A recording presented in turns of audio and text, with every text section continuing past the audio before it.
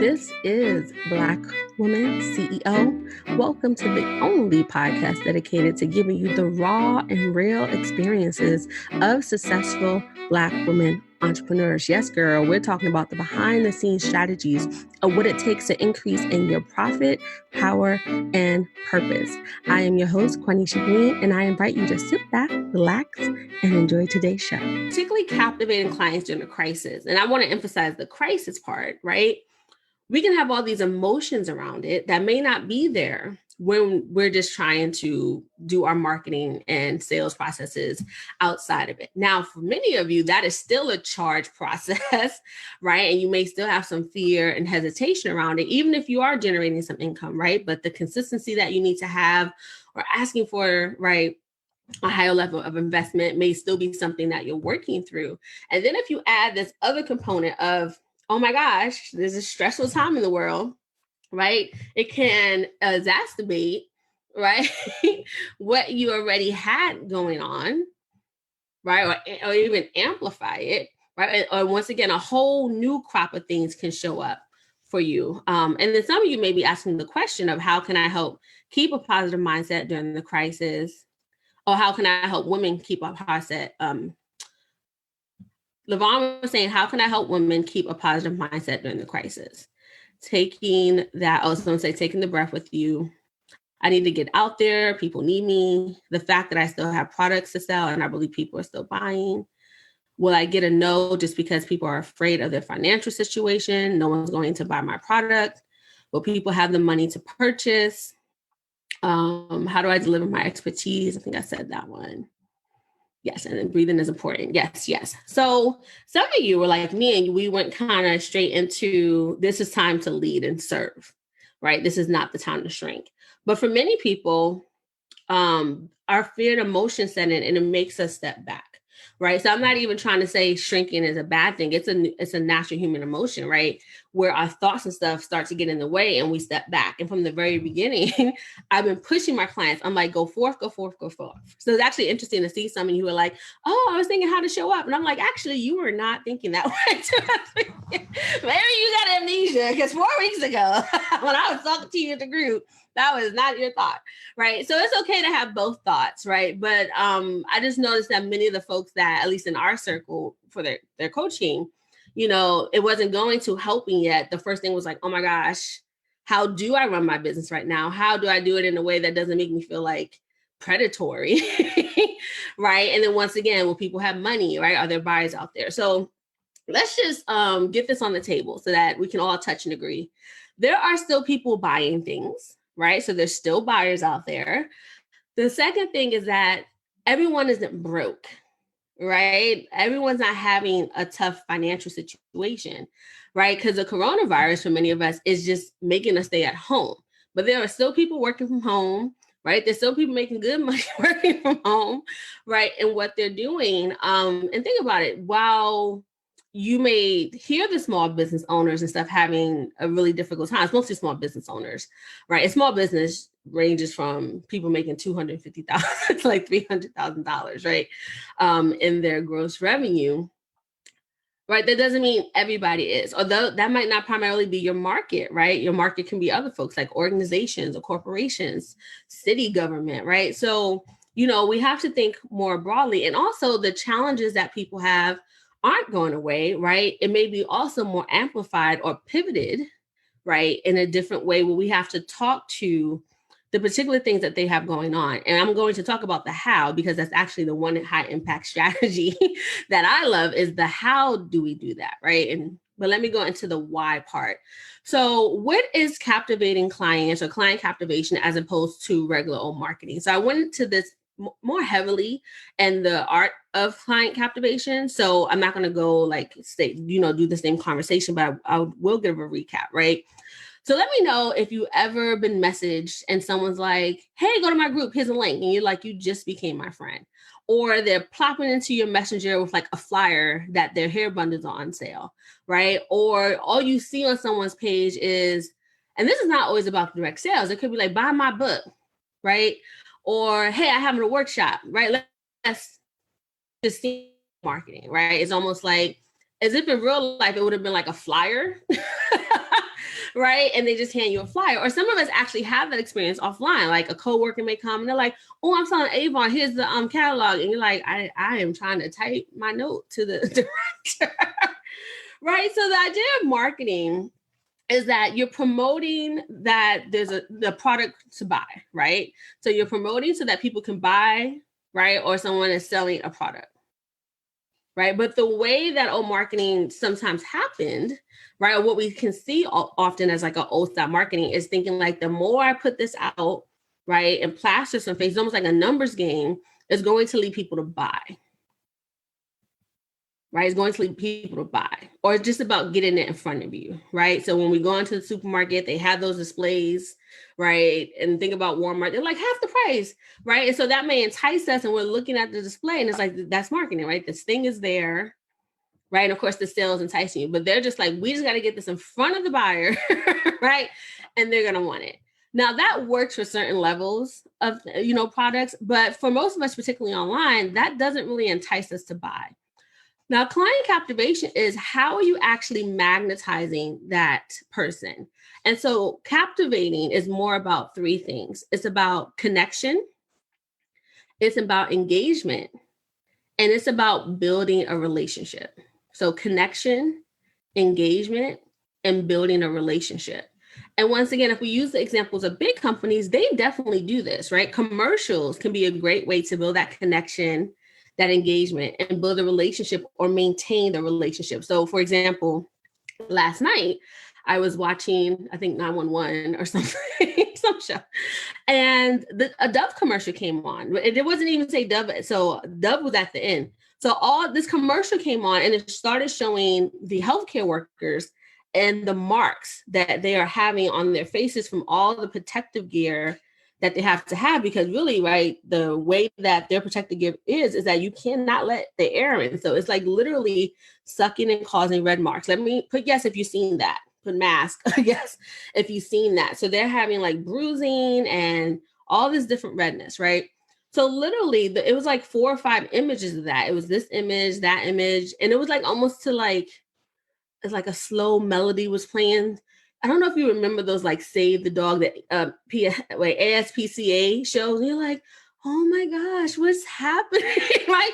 So you see these masks, and then at the end, Dove is like, Dove, we appreciate all that you do and how everyone shows up in their different way. And Dove has donated, 500 moisturizers to first responders. I think, and I'm not saying the exact language, but it was like that. It was like someone said, I literally just watched that commercial. Yeah, tell me what you think, Jamie.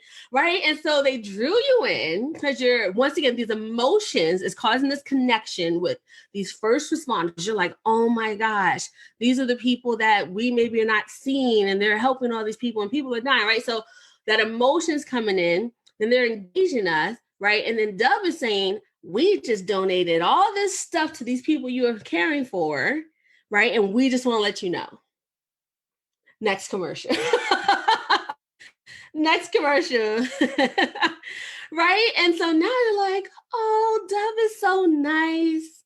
They're helping all these people. And now when I go to the supermarket or to CVS or I go online, I might just buy some Dove, right? So Dove just engaged us, right? And helped us to feel connected. Now, some of you may have already like something against Dove and you're like, oh, I can't stand them, which is fine, right? We all know Dove isn't perfect. But for some of us, it built right? Once again, they engaged us. And so if you have a relationship, it could be strengthening that relationship. You're like, yeah, that's why I use Dove, because they care about people, right? Or for someone new, it may have been like, wow, I would love to get to know more about this company. Maybe let me go to their website, or next time I'm in the store, I'm going to read their little message behind the bottle. Well, I'm going to go to dove.com. And so not to emphasize Dove, I am not endorsing Dove. I do have an affiliate link, although I got some Dove body wash inside. But so you can just see that big example, right? So how does that work on, you can say a semi like meso or micro example for many of us who are solopreneurs or small business owners? And this is my number one high impact way. And it's the same thing that Dove did, is to present your content, right? And think about content comes in so many ways, but primarily content is like a story, right? Some aspect of how are you connecting with the folks who need you, right? How are you starting to speak to them, to engage them? And then you're starting to build that relationship, right? And how does that happen? It happens through our content. And so once again, I wanted to read from the Content Marketing Institute, what exactly is content marketing? Because you may have heard it, and here's why it works, right? So, content marketing is a strategic marketing approach focused on creating and distributing valuable, relevant, and consistent content to attract and retain a clearly defined audience and ultimately to drive profitable customer action, right? So, strategic marketing approach, creating and distributing value, right? That's relevant, consistent, and then attract and retain a clearly defined audience, right? Ultimately to drive a profitable customer. So that's why content works at all, right? It once again, it engages people, it builds that connection, and it's a relationship. Because typically the strategic way that we're using content is that we may be telling, actually write down some of the, when you think about content, and let me actually share what some content is. So a video like this is considered content. Reading an article is considered content. Getting someone's checklist is considered content. I said blogging is a video content. Having a conversation is a piece of content, right? So there's so many different pieces of contents, and really you can see content as just the medium and where you are sharing this value, right? So LinkedIn I actually have a list here.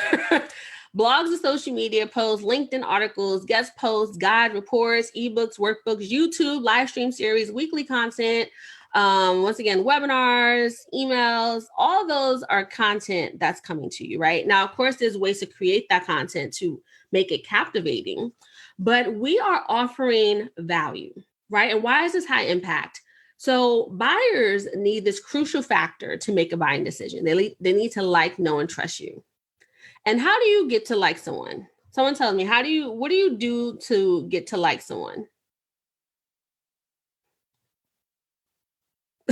Oh, Jamie said, I was watching my pre-recorded episode of 911 and had no idea it was a Dove commercial today. And right, it surprised you. So we were watching the same show on demand. I was just so drawn. It made me want some Dove based on the emotions. See, right? It gets your emotions up.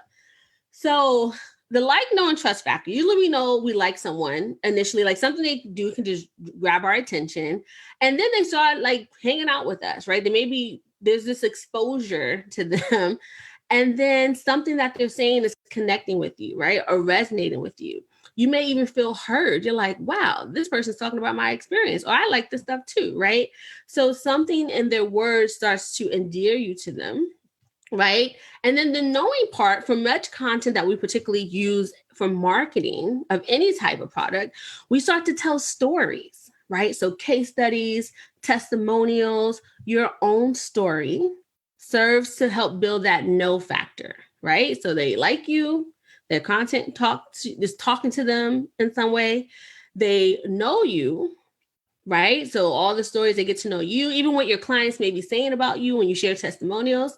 And then they have to trust you. They have to trust you. So usually in your content, you are somehow helping that person to have a win, right? You may be teaching them how to do something in the content. You may be helping them to understand something more widely. Like this, I call it Y2. So some of you, this is kind of like a Y2, right? I'm sharing some of the why and not necessarily deeply the how to, right? So why they may want to change a perception, or why they may want to consider something, or why there's a new solution to a problem that they've been having, right? So they start to trust because they're like, oh, this person's helping me. I got new insight, or I did her how to, and I got an introduction to get on a podcast because that person taught me how to pitch, even that little pitch template she gave me, right? So they start to trust you because it's the consistency and they know what that you do works, right? And then also other elements of trust is, once again, you showing up consistently, sharing how you helped other people. So some of the things we do have, like, work across all the many factors in this larger like, know, and trust factor. And that's crucial to make a buying decision because once again, like Jamie just said, it draws up our emotions as a human being, right? It draws up our emotions. So how does this work, particularly to what's happening right now? So the strategy, and you can say the science, right? The sales psychology behind it is the same, right? Connect, engage, build a relationship. It happens through a high impact strategy, content marketing. But as I just showed you, the medium for content marketing can change. We all have different personalities. Our strengths come out in different ways. Like mine comes out in video better, right? And I wrote a lot in my business, but I'm like, wow, I can say in video much faster than me writing my blog and having a typo, right? And then some of y'all emailing me like, line 5, Quanisha, I was missing a word, which is fine. I know you love me. That's why you tell me, right? But I used to write a lot and I took this test and it was like, oh, your content personality is video and in person, like in live events. And I was like, that so makes sense, right? Because I went to a conference early last year. I wasn't even a speaker at the conference, but I kept getting up, asking questions. I was introducing myself. And 8 women came up to me at this conference, right? And said, hey, I want to know more. I want to know how I can work with you. Right. And I emailed them all. And then one person became a client. And guess what? It was a $5,000 client. She actually wound up paying her whole thing in 30 days. So I took $500 off for her taking fast action. Right. I went to a conference as a participant, but I was still in a way sharing content, valuable information. Even the way I was asking my questions was of value to other people. And what? I captivated them, right? It was building that like, know, and trust. And then it comes, hey, I want to learn more. Right. And that's when they continue on, then I share my processes for exploring how, I can help someone and how I outreach. Right. So that's why it's high impact because they're already coming somewhat warm. I won't use primed because I was like, that sounds a little predatory. They're coming warm to you. There's someone who's like, I kind of like her, or I like her style. I love what she's saying. It's helping me. Right. So when you get to that sales part, they're already coming to you knowing something. Right. And now it's a matter of exploring like, well, what may be a good fit for me? Or I have some questions, right, on how what you do will serve me. Right. That's what the sales conversation does. So when we think about during crisis, we want to think about still giving value, right? How can you help solve a problem or be of service? Like some of you said, how can I help people? How can I lead? Right. And often we're leading through our content, right? Through how we show up, through what we share. And so it's thinking about how is this problem that I solve, particularly showing up during this crisis, right? And how can I use my zone of genius to meet my audience, right? Or my potential clients where they are. Right where they are. Right. So I'm going to use an example that's not mine. So you can see this outside of business. So one of my clients actually will use an offline business, right? Someone who had a brick and mortar business. So, and there's actually 2 people in the beauty industry. So one owned a nail salon, a hair salon, natural hair salon. The other one owned a brow studio, right? And guess what? People can't come in to see them because it's on quarantine. So we had to think about what are actually people, your clients struggling with. And let me know if you're struggling with this. As you can see, my eyebrows a little struggling. Are grooming, right? Hair can't get done. No one's here to wax my brow the way it's supposed to be waxed. Right? Maybe someone's used to their natural hair going to wash and moisturize. Sorry, I hit the mic. And now none of that's happening. So it was like, okay, well, how can you still meet the need? Right? How can you still meet the need? So we had to get creative. I was like, well, why don't we have virtual hair salons? Right. And they were like, a virtual appointments. I was like, well, what would that be? I was like, well, people, they need to know how to do it themselves, particularly with the products, if they can, that they have at home, right? Or that they can order that's the way being delivered. And can you guide them through that, right? So the same price they would have paid for you doing the wash and style, now either for the same investment or maybe a little lower because you're not actually doing it, you could teach them a style, right? Or you can show them how to wash their hair so that when they do see you, hopefully in the next 4 to 8 weeks, their hair didn't go crazy, right? Or is absolutely dry. So they can still do something to maintain it. Or if they do a video call, conference, they can still feel confident showing up, right? The brow studio, I was like, can you show people how to maintain their brows well enough until they come to you and you know, do your expertise. And she was like, oh, I can, because there's like marks and I can show them how to do the chalk. Right? Like she can send a little kit to you beforehand and then she can tell you what to do. Right. And then after that, she's like, I don't want to keep helping her with that. Like, so I'll do one. It could be like $100 and that's what it is. Right. So I just want you to see that example of here was a crisis, but their clientele still needed something, but it looked different. Right. It looked, so before it was like, hey, do it for me. And now it was, how do you teach me how to do this myself? Because I can't go see you. Can you all see that? How same issue, right? But because of the crisis, it showed up differently. So what we've been doing at Black Women CEO and teaching our clients is how do we realign our expertise to fit what is needed? And this is not about changing industries. Right. So, for example, the owner of the brow studio, she started adding on health products. So she signed up with a direct sales company and she was like, hey, while we are home, I actually want to expand my business to also focus on health and wellness.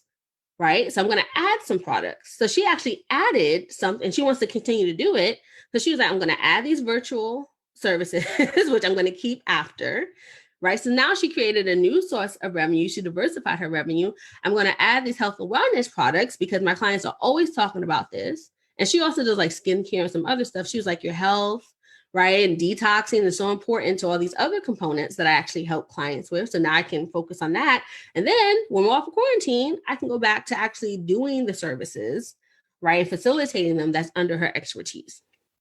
So here we are in a crisis and she just created 2 new sources of revenue, right, for her business to help make up for the one that is lacking or that's going to have a dip, right? So during the crisis, the real key is pivoting, and you may have heard pivot a lot. I like to say realign because I feel like pivot is like a total shift off, but you're just slightly, if you were here before, you're just slightly moving over. Right? So the core thing is, what is a problem that is coming up for your client? So I want everyone to write in the chat, due to coronavirus, right? What particular problem is coming up for your clients or your audience, or that is amplified for your audience?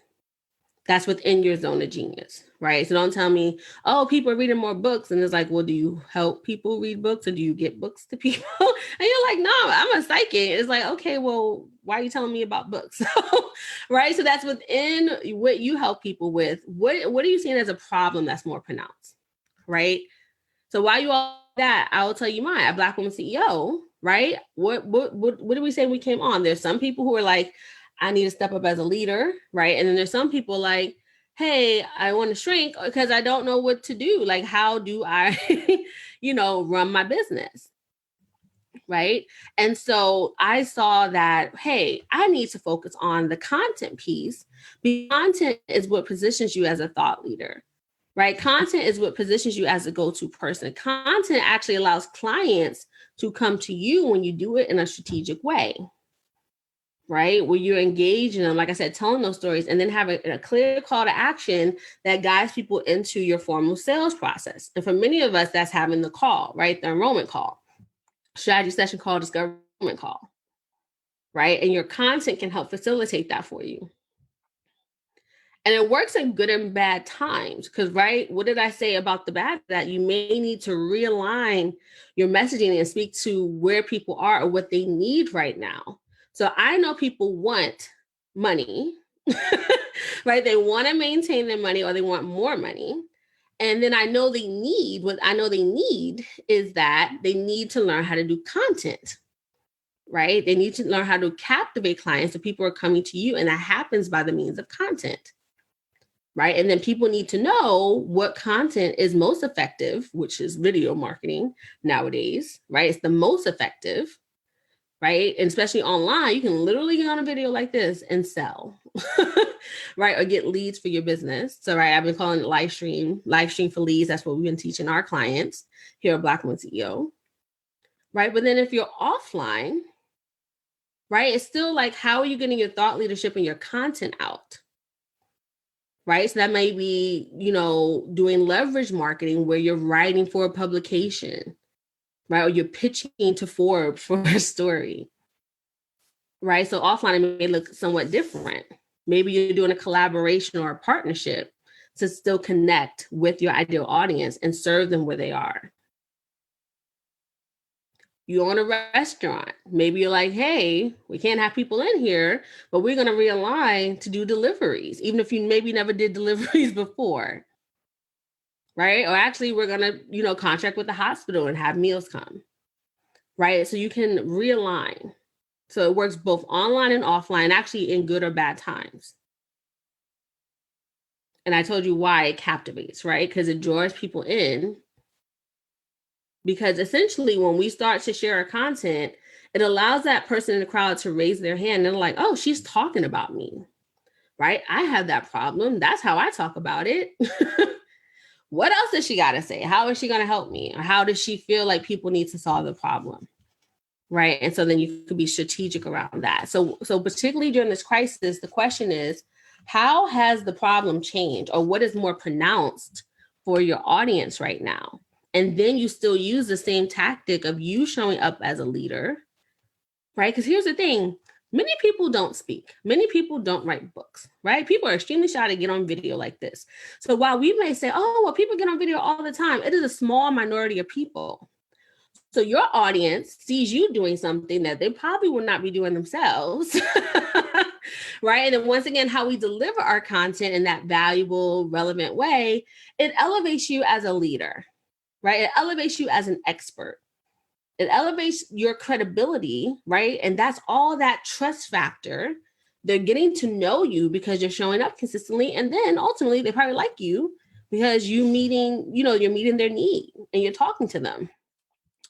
All right. So someone said, I'm a massage therapist and my clients and potential clients no longer have me to help them manage their pain. So I've been posting demo target towards specific issues on how they can help heal themselves. So for instance, I did a video on how to deal with plantar fasciitis pain. I know I totally butchered that. Facilis, is that an I or T? Anyway, something like that. And if you want to talk to, is it Keisha or Kasaya? You can message her if you have that. I'll ask my audience on IG what they'll like to see. Vic Morgan said, the biggest problem is shifting the way we interact. Where we mainly have face-to-face interactions, we are trying to adjust to this virtual lifestyle. Due to the virus, they're more uncertain and depressed, right? So some of your life coaches. Vic, what is your business when you said you're switching over to virtual? And someone said, I focus on character, trust factor, and mindset, building a relationship with them. Right. So is it Kasaya or Keisha? Sorry if I'm butchering it. I'm really conscious about saying your names, right? Because my name is Quanisha. So, all types of Canasias, all that kind of stuff. But I'm going to call you K for now. K Cole, if that's okay. I was thinking Keisha Cole. I'm pretty sure people do that a lot. So for example, she's a massage therapist, right? So even one place she can take that, I'm not always into asking people, oh, buy, because the people who say stuff aren't necessarily buyers, right?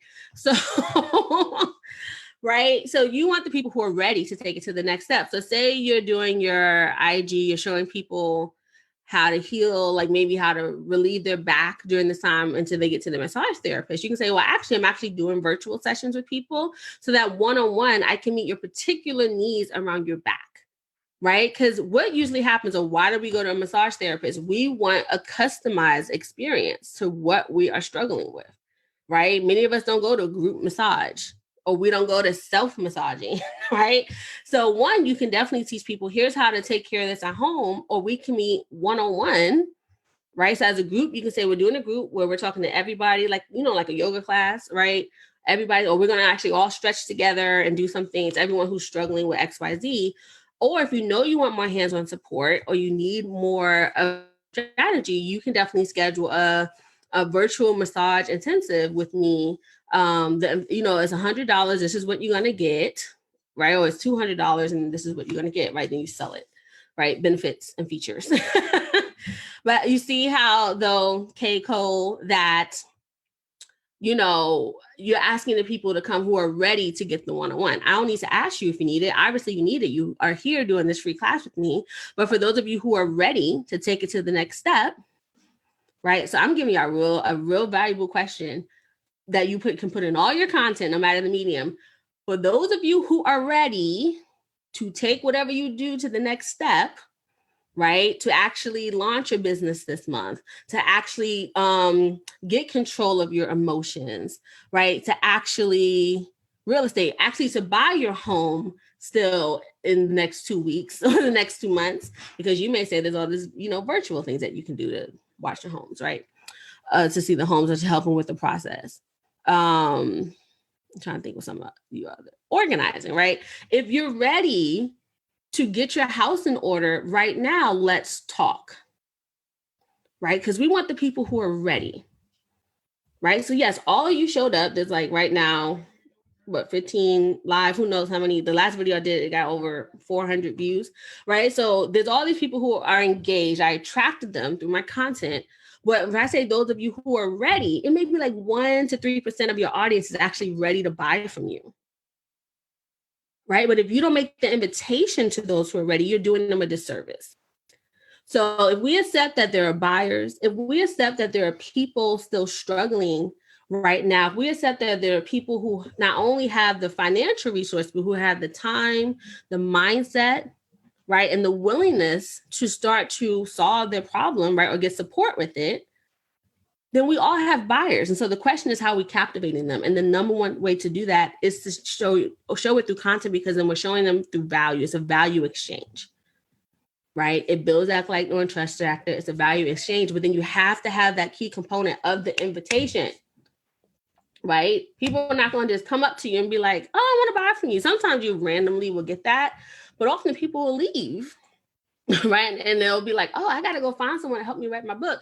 Whereas you were up there already on the stage talking about how to write a book. And if you just made the introduction of like, hey, I can help you do this if you're ready, right? You would have got some clients. Keiko said, Kissaya. Y'all know I don't know phonics either, right? I went to school in the Bronx and we learned by sight words. So hopefully, Kissaya, that's how I'm going to say it. Let me know if it's right. Kissaya. I'm like, I went to an Ivy League college and I still can't, we all got our thing. All right. So let me get back on track. And so how does this look offline? So for example, I had a client who came to me. She had a website. She had a free offer. I think she had like 10 people on her list. She was actually getting invited to do talks because her content was so good, but she didn't have any clients. She had 0 clients, right? And when she came to work with me in 30 days, she got booked out. She was actually booked. 30 days, she got her first 4 clients. She got booked out. And then in 90 days, she was on path to replacing her full-time income. She was a therapist in the UK. And the only thing that we did differently, everybody, is that one, we tweaked the language she was using in her content, right? So it better connected with her audience and engaged them more. And then the main thing that we added, everybody, was simply that invitation. Simply the invitation, right? And we got her doing some more content marketing online. But as you can see, like just those little tweaks using content made a big difference in her life. And now she's gone on to do conferences, international conference, all this really great stuff, right? But that was the basis. And she had to build her confidence to make that invitation, right? So at the end of the talk, not to wait for hoping, right? Giving her power away, hoping that someone will come up and say, oh, I want to learn more. Because it doesn't mean they don't want to learn more. But when you make the invitation, what does it do? You call out, and then what are people going to do? They're going to magnetize, and the ones who are ready are going to come towards you. Because who chases people? Who likes to chase people here? Probably nobody. One of you may be one of those folks who are like proposing to people, and you be like, girl, I don't propose to that man. If you did that, I'm not making fun of you. I don't understand it. But we're probably people, no matter if it's a man or woman, right? Whatever your, love interest is, you probably don't chase them, right? And that's what you don't want to do in business. You want to be sought after. But you making the invitation helps those people to, because I said, that's right. It's like, no, we don't do that, right? If you don't like it, we can have a messenger conversation. I can have my points as to why you should not do that. Right. And so, because here's the thing, when you chase people, you're going to always have to be chasing them. So if they're your client, they're probably not going to hand in their homework, right? You're going to have to keep, hey, Michelle, I don't have your homework. Or, hey, Michelle, we got to schedule the time to do your organization, right? Like you would have to keep chasing them all the time. It sets up the tone of the relationship.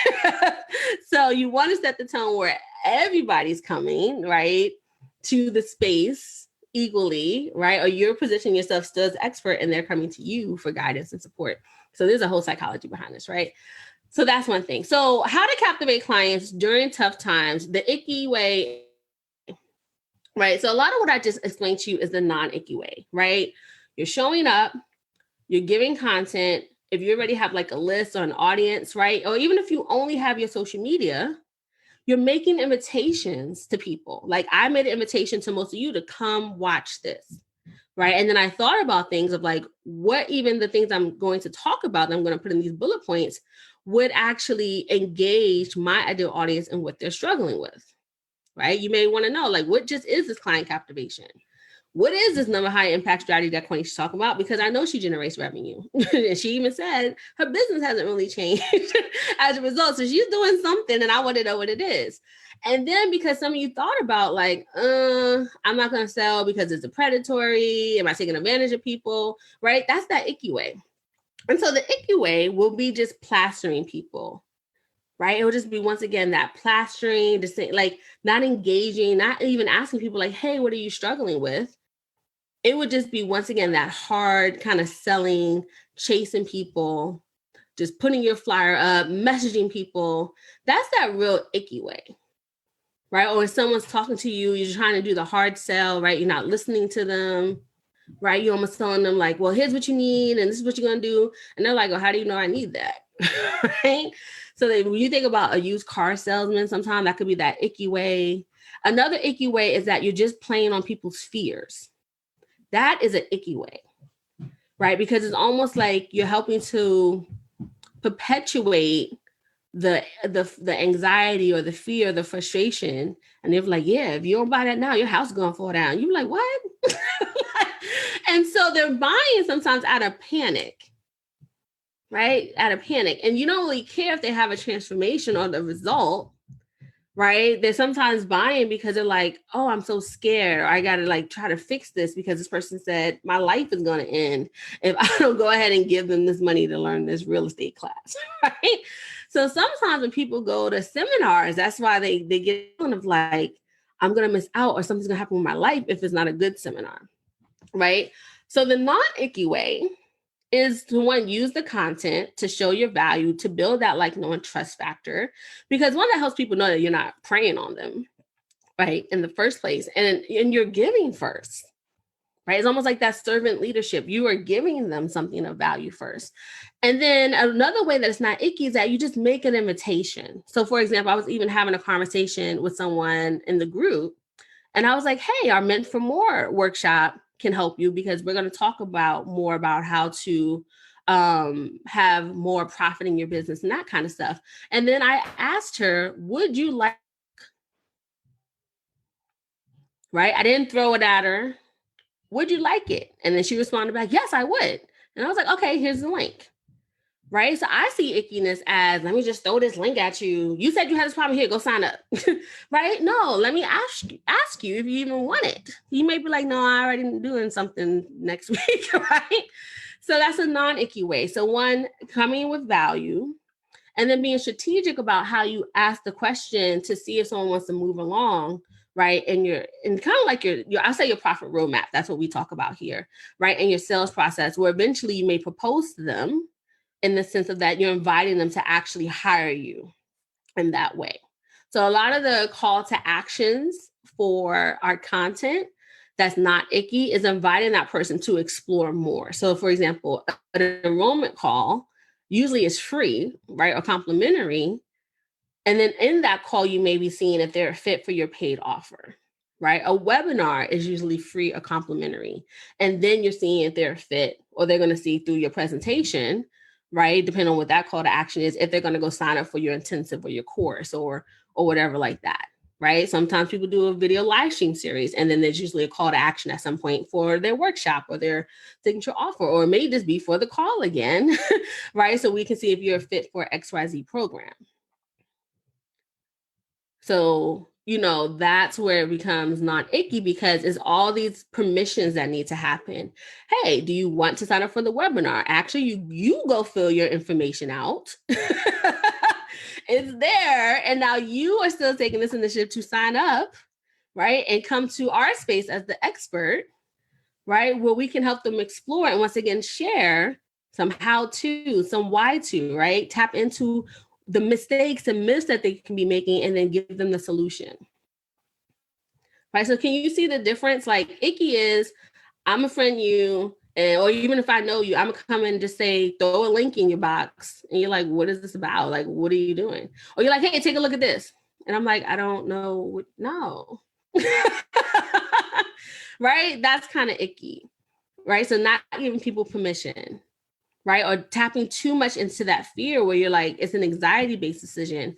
Because another non-icky way of still helping people to move is actually to tap into their aspirations, right? So either we're trying to get away from pain or we're trying to get to pleasure. So what is their pleasure? What is their desire, right? And you're helping to pull that out, right? And then you tap into that to say, yeah, I can help you get a home that feels good because everything has a place, right? You're not going to have this mess. You're not going to have all this paper. Yes, exactly. What we do in our 90-day program is going to help you to get that. Because here's the thing, everybody, vision propels.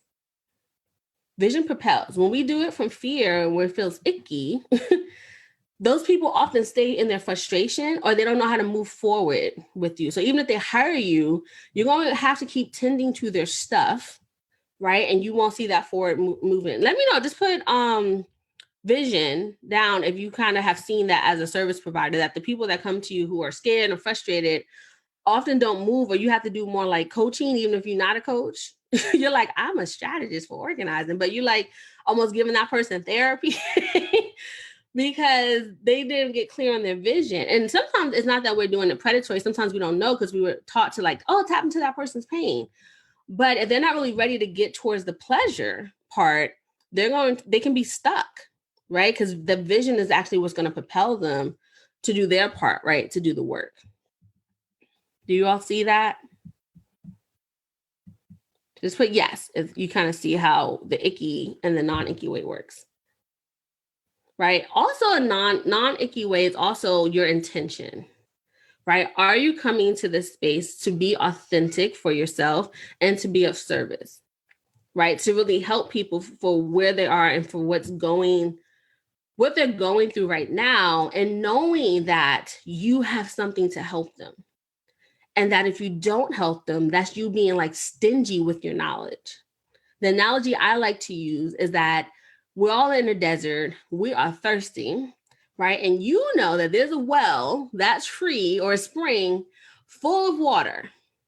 And you ain't telling nobody about it. And it's not because you want to keep it all to yourself, right? You might be like, oh, I don't want to be a bother. I don't want to tell everyone. Like, I don't want to really interrupt their conversations. I don't want to seem like I'm the center of attention, like all this stuff going in your head. And it's like, girl, thirsty. We are thirsty. So it's like you're being cheap with your knowledge.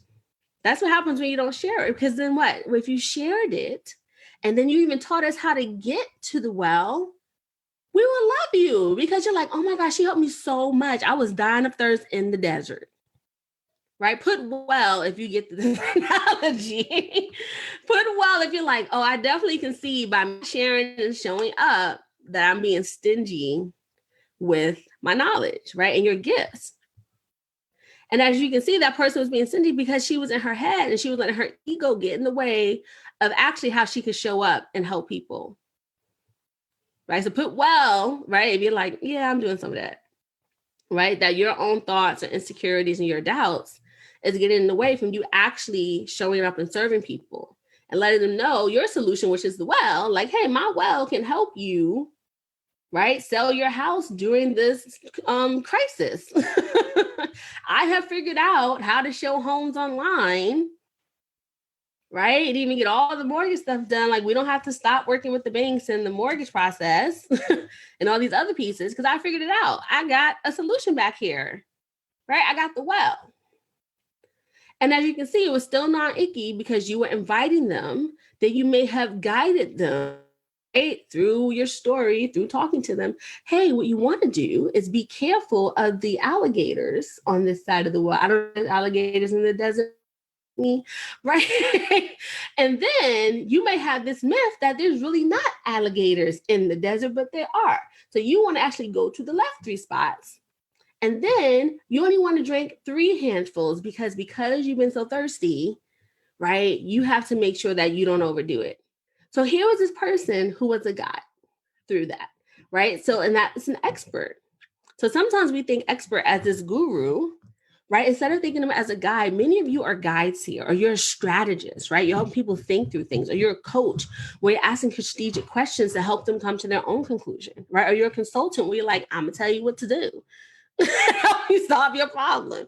And some of you are a mixture of all of them, which is fine, or a teacher, right? So as you can see, that expert part is so broad. And sometimes we get caught up on who's an expert, but you are an expert. You are a thought leader.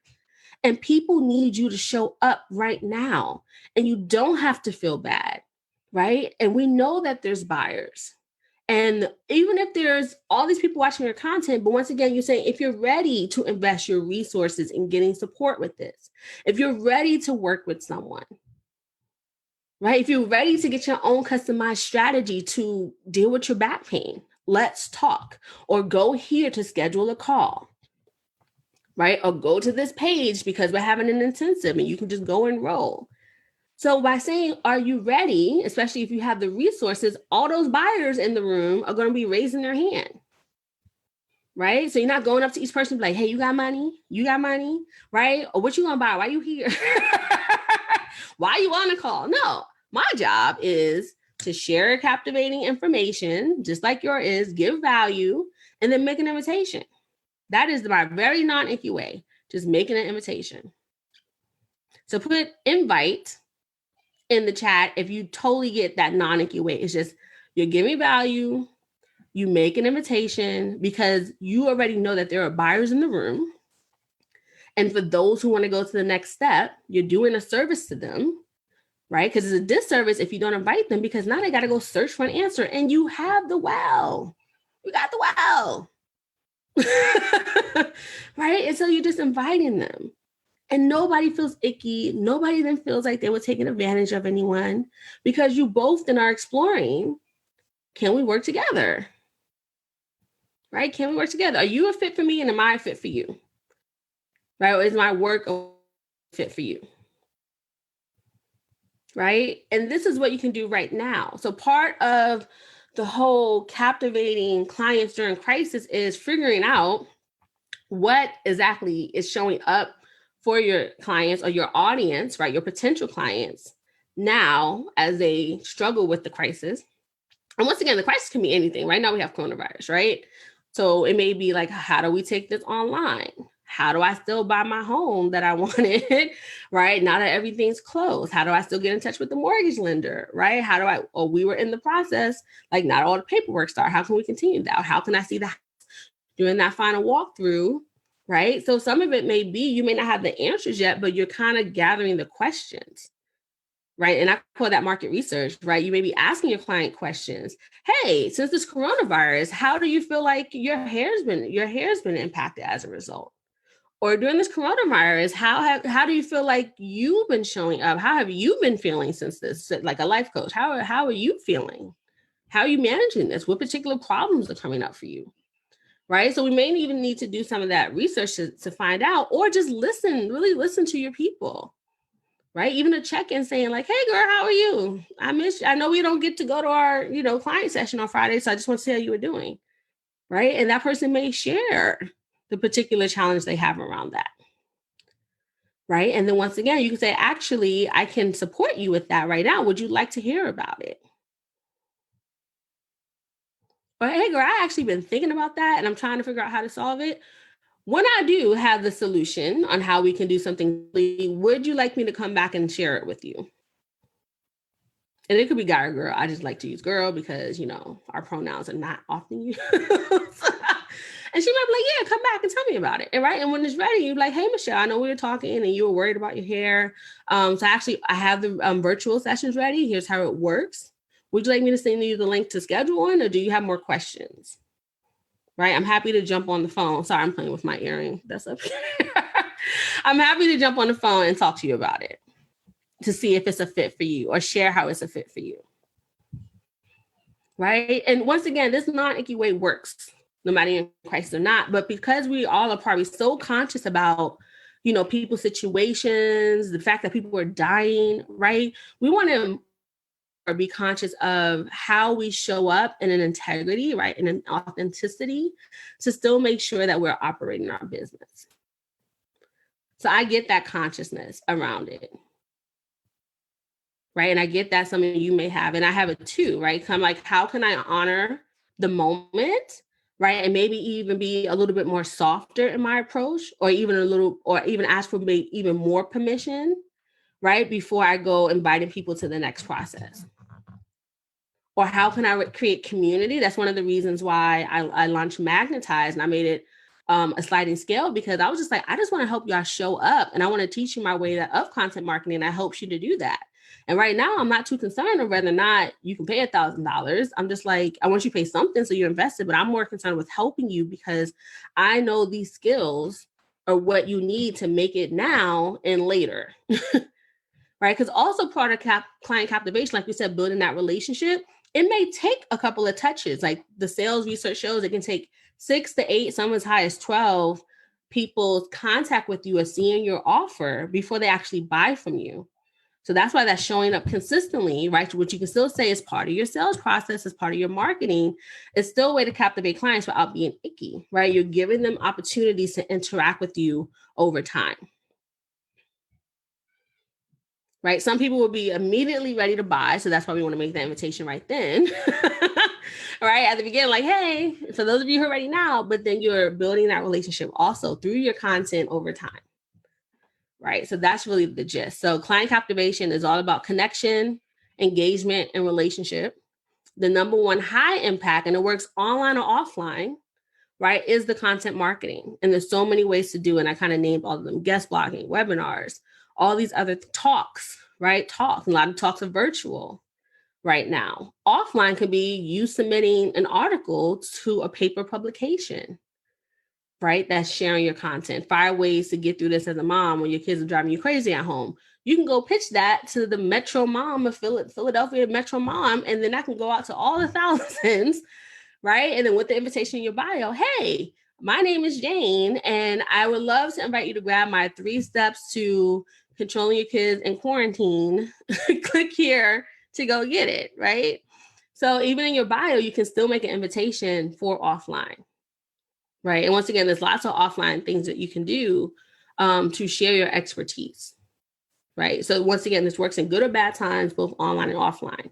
And then the last thing is the icky and non-icky. And I won't go through all of them, but really icky is when you are kind of bombarding people, right? And they're not giving you permission. You haven't asked for permission to engage with them. And the other icky part is really taking advantage of people's fears in the effort to get them to buy. Right?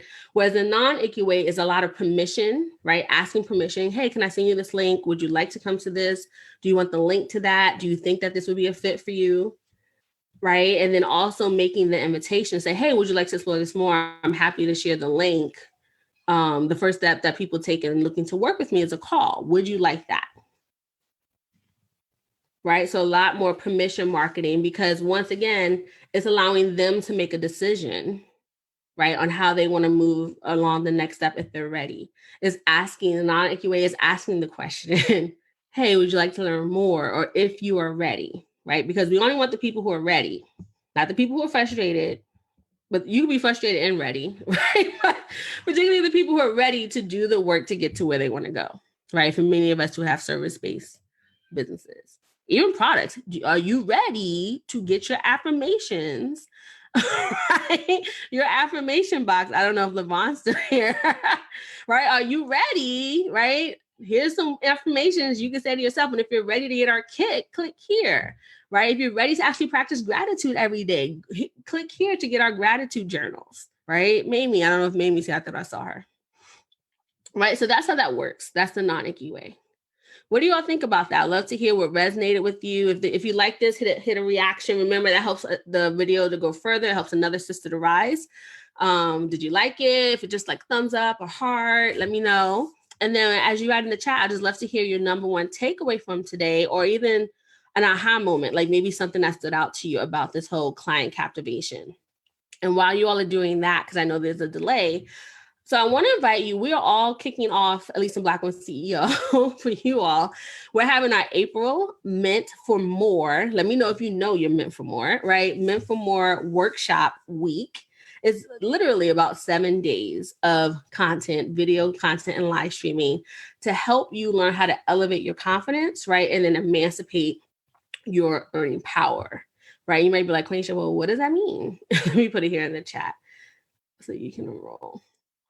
I'll just put the whole little blurb. And it's also in the description above. So if you're looking for the link, it's in the description for the video. But like I said, the major thing, and this is even beyond crisis, right? You are probably thinking about, how do I attract consistent clients so that, one, you can have consistent revenue, right? Because to have a profitable business or any business, you need to be making money. If you're not making money, what you have is an expensive hobby.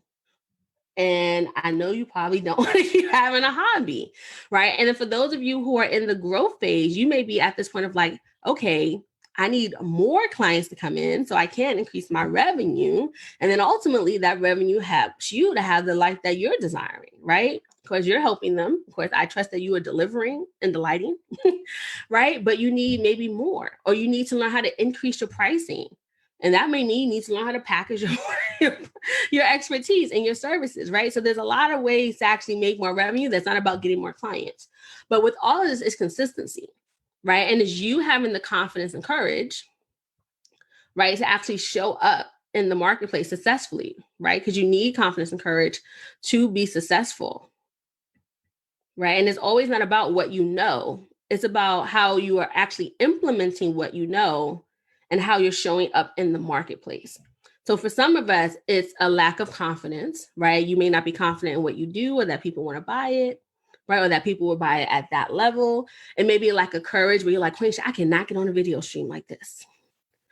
Or I cannot stand up in front of people. I cannot ask people to talk to me one-on-one. And so it's the courage to get out there, right? And actually get known for your expertise, because that's how you're going to expand your reach for more people. Right. And then the other part is the actual skill set, or like, what does it really take to emancipate your money? Like, how do you get paid top dollar? Many times for the exact same work that you're doing right now. Many of you are undercharging. You are undervaluing yourself, right? So there's certain ways to do pricing and all these other pieces that can help you really, that's what I said, emancipate your earning power. You ain't got to go get another credential, right? You don't need to go get a certificate. You don't need another class. It really is about emancipating your earning power by learning effective strategies to do like value-based pricing, how to package it, right? So it's a comprehensive solution, and people pay more because you're talking about the transformation and the result, which is priceless for many folks. And they're like, all right, what is that? I trust you, right? You learned that skill of content marketing to show up. And that's what we're going to cover all of this in workshop week.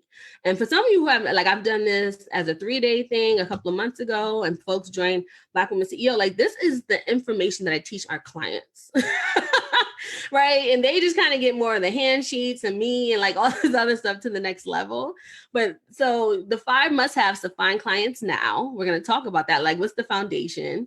5 powerful mindsets for more clients and cash, right? So when you click the link, this will go you to the page where you can save your spot, right? Because your mind got to be right. As we just saw with the well example, if you like, oh, Adele, or people don't see me as a leader, like, you ain't got to tell people about the water, right? So a lot of times it's our mindset, right? So 5 powerful mindsets. I'm going to actually teach you a psychological process, right? This is not just the woo-woo, like, oh, think abundantly. No, here's what psychology says about how you change your mind and therefore change your life. Right? The fastest, simplest path to cash and clients. Making money is easy. You don't need a website. You don't need a course. You don't, need to talk to 500 people and go knocking on their doors, right? Like, there's a really, like, you don't need, what else? A group program. Like, literally, there's a simple and fastest path to cash. I'm going to share what that is. I'm also adding this time. So even if you went to Meant for More when I did it like 6-8 weeks ago, you want to sign up because this time I'm adding in how to build a premium offer that's exactly what high-end clients want and need and therefore will buy. If you feel like your offer part needs work, then you want to sign up for Meant for More. If you're wondering, how do I create a premium offer? Then you want to sign up for Meet Some More. If you are trading dollars for hours, then you want to sign up for a Meet Some More workshop. Right? Let me know if you want to get paid $5K or more for the work that you do. I don't care if you're doing nails. You can still get paid $5K, and I can tell you how to package your stuff, expertise, $5K or more, right, for the work that you do. Or to get a $25K contract. I didn't tell you about Dr. June. So when Dr. June did her content, and she actually wrote, I call it an open for business letter, which is content to her professional and personal network. Within a week, Dr. June got offered a $25K contract. And then within her first 13 months, she got offered multiple $7 to $25K contracts because of how we packaged her offer, how she learned how to do her content strategically, right? And what to say, right? To do this. And then last year, we even brought Dr. June back to teach people how to do the proposals that she started to do. Right. So look, she makes some more money from her expertise and teaching our community how to land corporate clients. But guess what? The basis of all this is content. You're selling your content, right? And then you're offering your services or whatever you do at a value base. Let me know if you would like to get 7 to 25K contracts. Or for even an individual to pay you 10K, 5K plus or more for the exact same work that you do right now.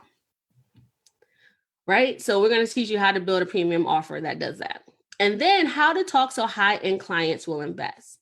Right? Some of you are very awesome. You having the talks, you've been writing the blogs, people are engaging with you, but no one's really buying, right? Or a few people are buying. Or when you go, you may have learned how to package and you're like, no one's buying my 5K offer. It's probably how you talk in your sales, like how you're selling it. Right? So I'm going to talk to you about how to talk so high-end clients will invest. And sometimes it's because many of us are using what I call professional speak. And I'm going to break that down what it is. Right? So how to talk so those premium high-end clients will invest. And here's the thing. If you can get a premium client to invest, you can get everybody else to invest. Right? So I put the link there and I'll put it again. Go ahead and sign up. And this is all free. This is free. I ain't charging y'all nothing to attend. This is free. So don't tell me I never gave you nothing. Don't tell me. I got real wrongs. Okay. So let me see the chat. Let me go back here. Vic said, I'm going to have to go back and watch the replay. So many great ideas that I couldn't write down. Vic's like, I got my whole marketing plan and service delivery. Yes, the replay will be here in the group. It will be in the unit section of the, what do you call it? The Facebook group. Jasmine said, I'm trying to build a life insurance business. I'm having a really hard time figuring out an opening line that's personal and feels caring. So once again, learning the how to talk so clients will listen, that would be really great for you because we talk about the process to getting that language that's going to feel personal and caring. Right. So that's what day 5, but you're going to learn stuff along the way. So I don't want you to be like, I got to wait for day 5 because if you're building a life insurance business, once again, all those processes is going to help you to effectively do that. So definitely sign up for Meant for More. I encourage you to do that. Nikki, this is awesome sauce. I'm in financial services and made a post and I got accused of feeding on people's fears. Oh, Lord. So okay. There are also, this has been happening in the online space, but let me tell you, don't listen to broke people. That's the other part, right? And this is the thing of like, one, if people aren't in business, like how they're still showing up for work, you got work too. Your work is your business, right?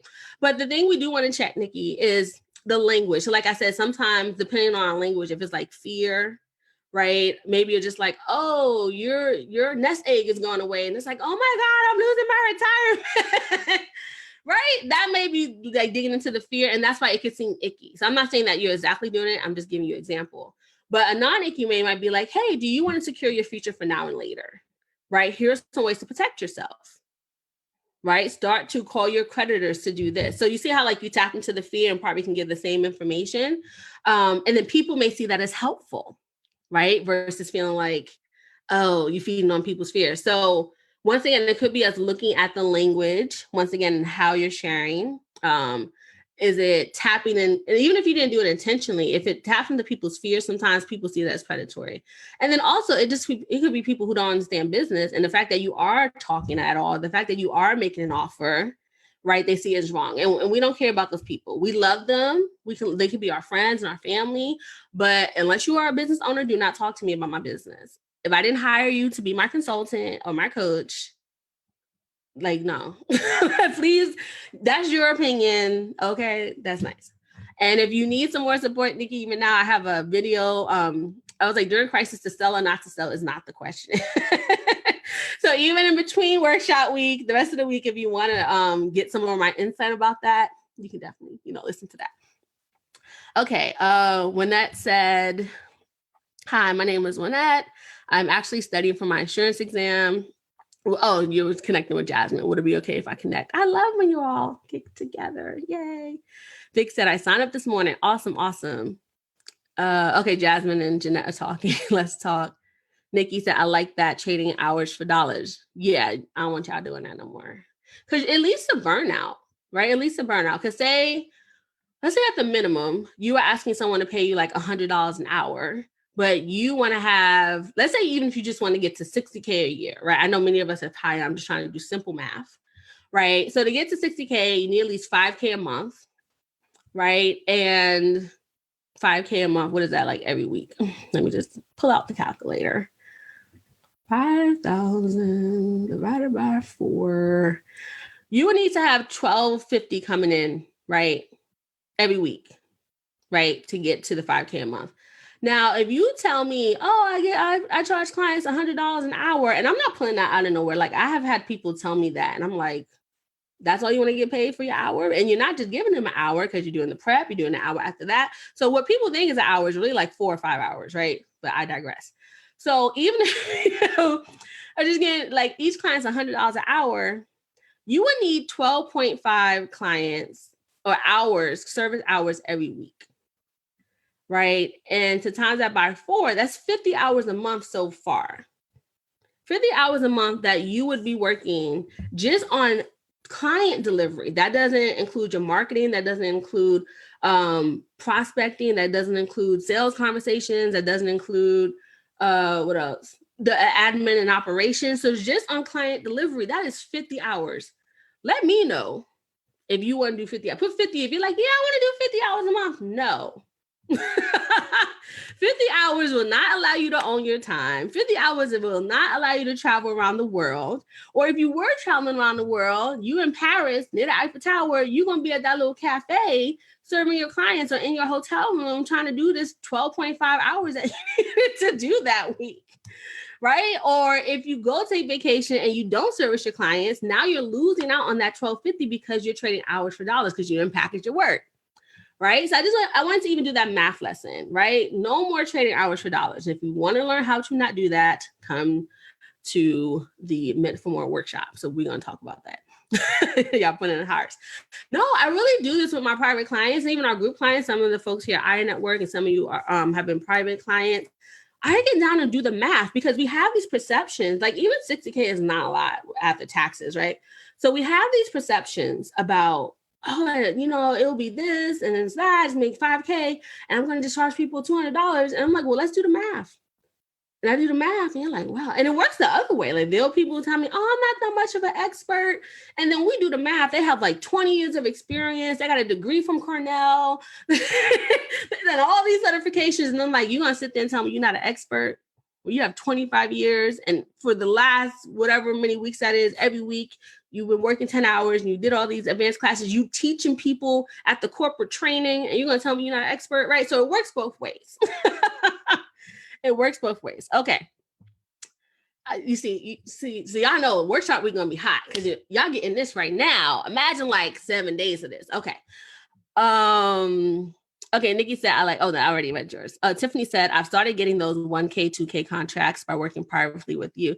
Yay, win. And Tiffany's going to be one of the folks on our success panel, so you can hear more about her experience. Nikki said, I signed up. Yay.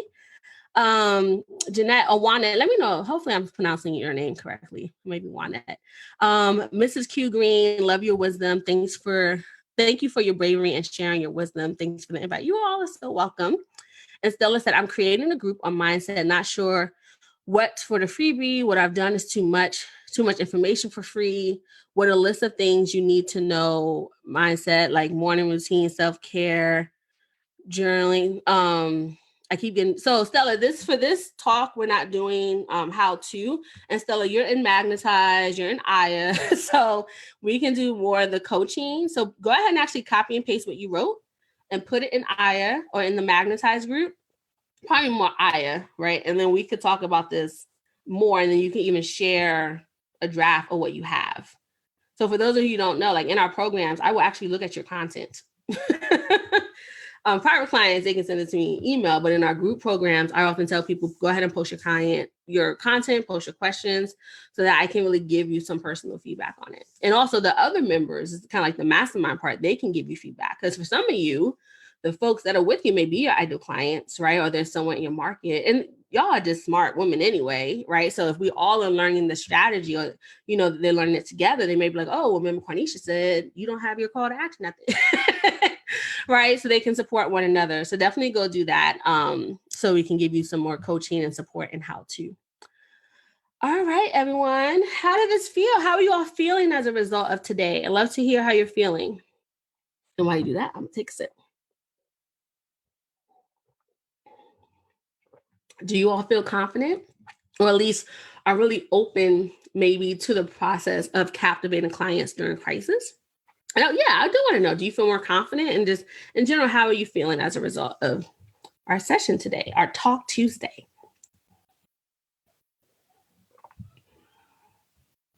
Stella said, thank you. Vic said, inspired and hungry for more. Awesome.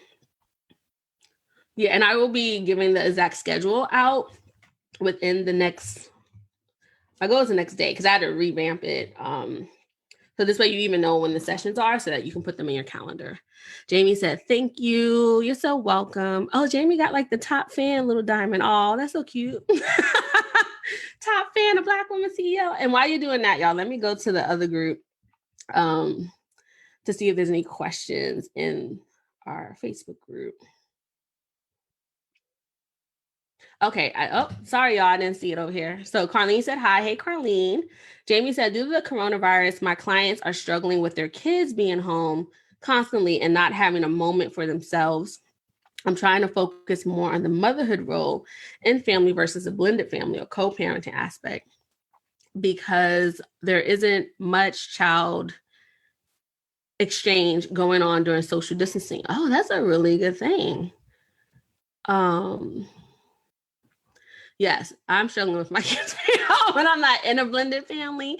So I definitely get the motherhood aspect. But, another aspect of this, Jamie, that you may be able to speak to, and Jamie also is a coaching client, so we can talk about this some more, it's like, how does social distancing work? Like, how do you peacefully do co-parenting during social distancing?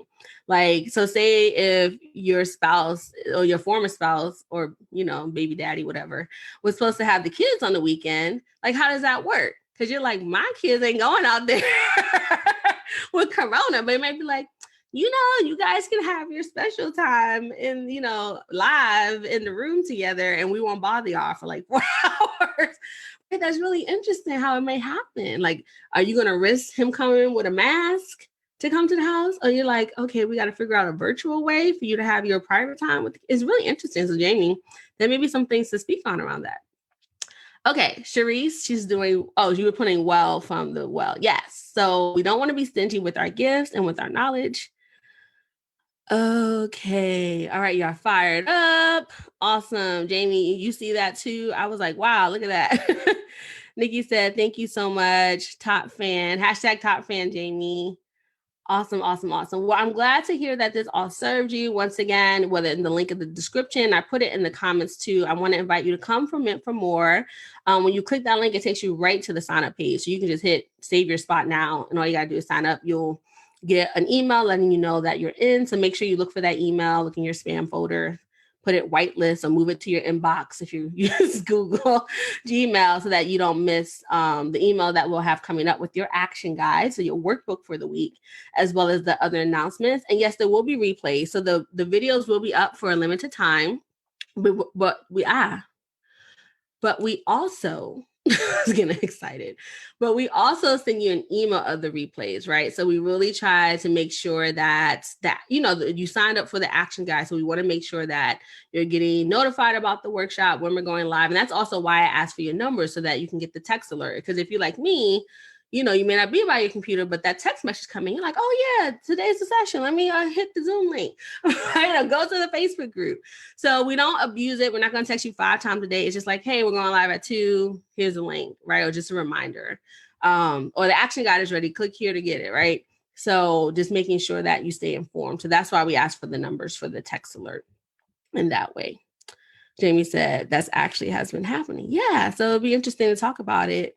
And even seeing how that may be coming up for moms. Is it like any lack of confidence or doubt, or do they still feel like they're running into the same issues, or is it impacting their motherhood view? I don't know. A lot of stuff that you do, and we can talk about it too during your call.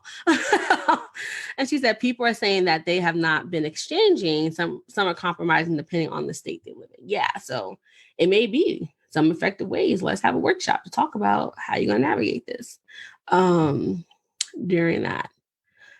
All right, everyone. But I want to leave you with, because we're going to do a whole lot more of this in the week. So one thing I would like you all to do, I always say, help another sister rise. And the way you can do that is by interacting with the video. So even before you go off, if you like this, tap those hearts, or just write a thank you in the comments. And because we have 5,300 women in the Facebook group, and then the Facebook page is like 14,000, but Facebook sends it out when more people interact with it. It's kind of like, oh, they like it. Let's send it to the next cohort of people. That's how the new algorithm works. I don't like it, but they're like, nobody sees your stuff.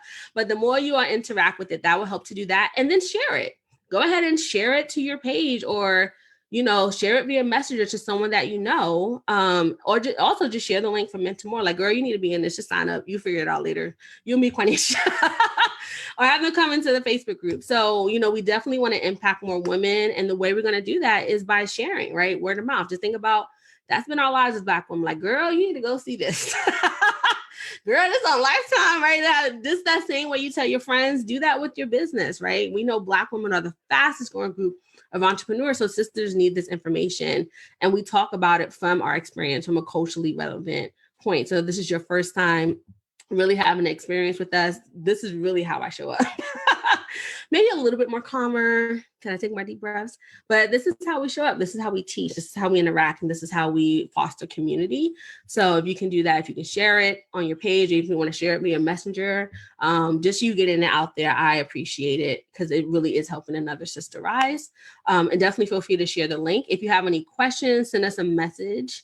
And we're happy to answer, either myself or my team. You may even hear some of you got a message from Dee today, or my team will definitely connect with you to make sure that we can support you, right? Or even explore how we can support you if you want to, see how we can work with you, all this other stuff. But right now, I'm just like, come from Mint for More. You're going to get fed, because I really want you all to have a profitable business, right? To increase your power. Because think about it, when you have more money, the more reach, the more influence, the more impact, right, that you can have. And then we all know that we're here because we have a calling. We're honoring our calling.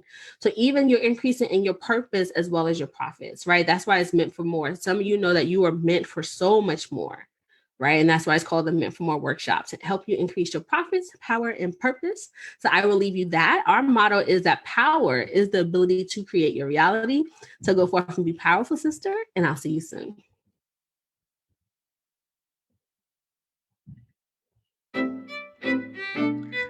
Oh, girl, the episode stopped, but the party is not over. I want you to go ahead and subscribe, like, and rate this show. Leave us a comment sharing your takeaways. And when you're done with that, come on over to blackwomanceo.com, join our movement. And when you do that, you'll get the special invitation to join us in our community. Well, I would love to put a face to that name, girl. So this is Quanisha signing off, and I look forward to seeing you soon. Peace and love.